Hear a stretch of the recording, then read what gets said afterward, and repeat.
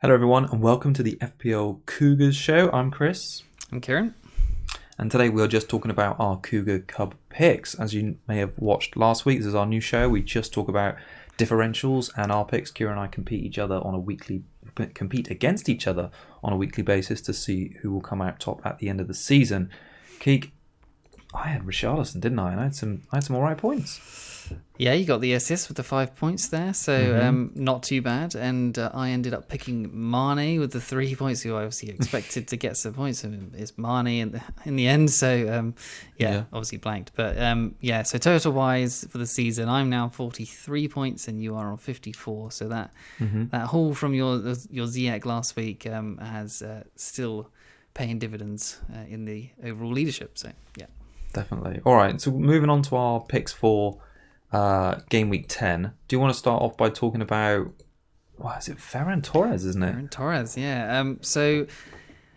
It might seem an odd one, but he's 1.2% owned, 6.9 million. He's blanked every game in the Premier League, but I mean, he's looked really good lately. So I mean, a hat-trick for Spain versus Germany of all teams, which is fantastic. And he's in big form in the Champions League as well. He scored in the last two, I think, in the Champions League. So he looks like he's nailed down his spot in the starting lineup. I think he's like at least first or second choice in the sort of winger spot.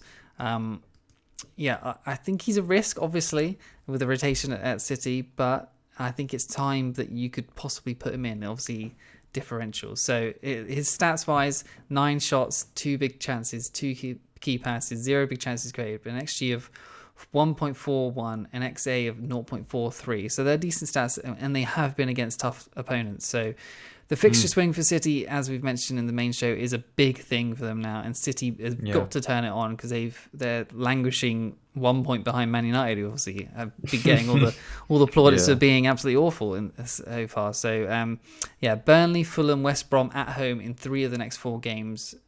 So massively struggling sides. Torres differential at City. If you can go combine that with a KDB as well and possibly a defender, maybe you want to go for the trip up. I think that's a good option or a viable option. Yeah, no, I like the pick a lot, and I think, like you say, City have got to start turning it on. He's been doing well in basically every competition but the Premier League so far. So, and I actually thought he looked pretty good in that Spurs game as well, quite lively. Yeah, so no reason why not. My differential, he just slips in under that 15% mark we usually use as a marker there. Digne, Everton, 13% ownership for him, 6.1 million. He's had 5 assists so far this season, which is the most of any player, which I was quite surprised to read when picking these ones. He's got a great fixture in Leeds, so they've conceded on average 2 goals per game on the road. I think he's coming into this one with great form after playing very well against Fulham. In the last 4 games, Leeds have also had the second highest expected goals conceded with 7.29. And on the road, I mean, there could be a chance. But I mean, Everton's defence hasn't been great, so I'm banking on attacking returns. But Leeds' XG on the road is fairly mid-table. XG of just 1.54 on average per game. So there could be attacking and defensive returns in this one for Luca Digne there. I think it's a good choice. Right. Yeah, I think it could be all right. I feel like my picks are Everton and Everton heavy recently, with Richarlison last week and Digne this week, but they've got some good options. Alrighty, next option for you, Keek, is local lad. Yeah, it's Watkins. I actually do own him, but this is just for differential pick-wise. I'm not going to pick him in the Cup. So anyway, 2, 7, 13 and 2 in his last 4. So he's had 2 games when he's done really well, and he was seconds away from taking that penalty at the end at the Leeds. Was it Leeds game? Brighton. Why do I keep getting this wrong? Anyway, Brighton. Yeah. So he had the ball, was going to take the goal, would have scored, would have been great. Probably max bonus if he scored that as well. So when he scores, he gets bonus as well. So had 2 other big chances, just defended or blocked in that game as well. So he looks like he's sort of hitting some form, getting really sort of, he's dangerous. And I like their fixture run, obviously, of West Ham, Newcastle, Wolves, Burnley, West Brom. Those look great for him. So in the last 4 weeks, he's had 7 shots, 4 big chances, 6 key passes, 0 big chances created. So not created much in the XA area, but his XG of 2.3, really good. XA of 0.58 with 3 goals in that time and 24 points. So, yeah, only under 10% owned. I think he is the differential in that Villa attack, obviously. With Barkley out, maybe that changes things, but they look like they created a lot of chances still that game. So, I think Watkins is the differential of all. Obviously, Grealish at 40% owned now. Watkins looks good.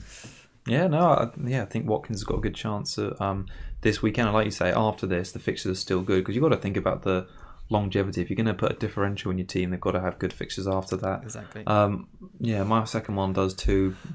Bowen, of course, for West Ham, 2.2% ownership. So I think he comes in at the least owned. Oh no, Torres does, of course, of second least owned of any of these picks. He's not in great form. I'll be upfront and say that right now. He's blanked in his last 5, but I kind of think there's going to be space for them in this Villa game, and I'm expecting returns. He looked pretty sharp in the Sheffield United games. He had 4 shots in the box against them. That was the most of any West Ham player. 3 key passes too, so he could have picked up an assist or 2 if his teammates were any more clinical. Obviously, he's got Haller in there at the moment. We think Antonio may be back, and maybe that might make a difference to his returns. But I do think he's got a good chance. And in the last 4 games, Villa have got the 4th worst record for expected goals, or sorry, the 4th best, if you like, chance with expected goals conceded at 6.09. They've also conceded 9 big chances in that time. So I do think there's going to be chances for Bowen, and obviously it's down to him where he takes them. But yeah, he could be a good shout for this fixture and the ones after that. Just a few others that we've mentioned already. Kufal is going to be good at 2 under 2% owned. For now, still about 2% owned as well. So yeah, there's great options in that West Ham team. Yeah, I mean, I was looking back at the video we did last week, and Richarlison and Fornals, who I picked back then, who both returned. I could have just simply picked those 2 again this week because they've both got good fixtures, and who did I pick? Mane and someone else. I can't remember. Yeah, I know. Well, hopefully more returns for our differentials this game week. All right, thanks everyone for joining us. We'll be back later in the week with our captaincy video. Until then, it's goodbye from me. Yeah, cheers everyone. Good luck.